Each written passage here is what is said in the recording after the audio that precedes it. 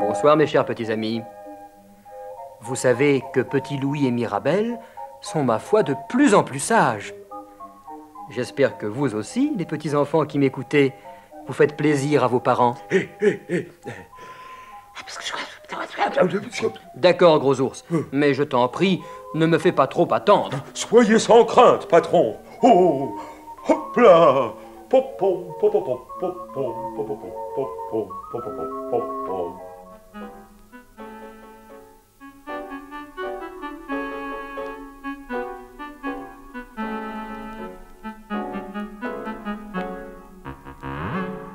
Bonsoir, les enfants.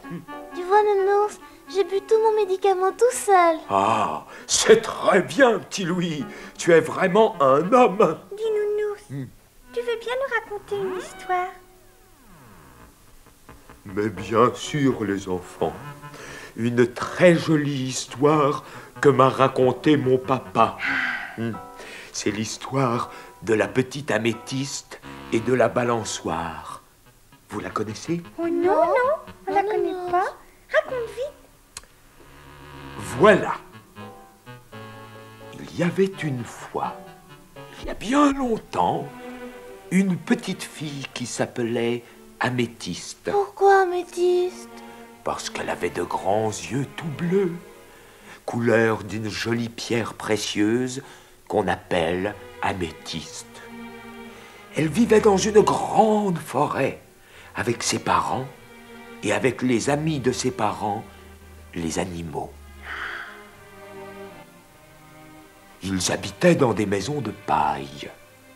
Le papa de la petite améthyste partait tôt le matin travailler dans la forêt.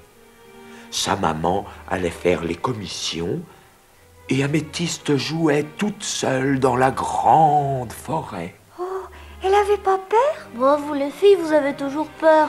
Bien sûr que non. Tous ses amis jouaient avec elle.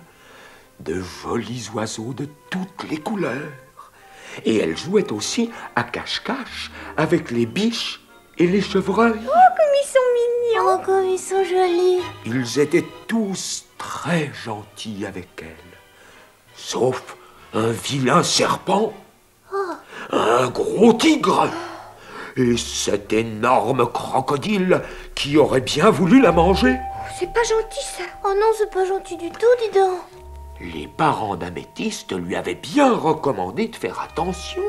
Mais un jour qu'elle était partie trop loin dans la forêt, elle rencontra le gros crocodile, la bouche ouverte, tout prêt à la manger. Quand, tout à coup, un bras puissant l'enleva dans l'air, l'arrachant ainsi aux dents du vilain crocodile. C'était un gros singe qui l'avait ainsi sauvé et l'avait posé dans un arbre, sur une branche qui bougeait, se balançait. Et Améthyste trouvait cela très amusant. C'était la première fois qu'elle se balançait.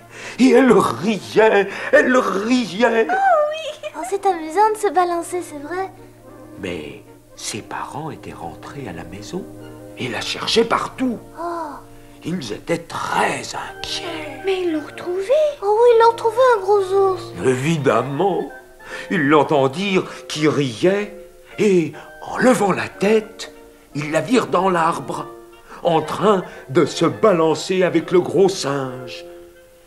Et ils furent très heureux de voir qu'elle avait inventé un jeu nouveau, très drôle, qu'on appelle maintenant la balançoire. C'était très beau, tu sais.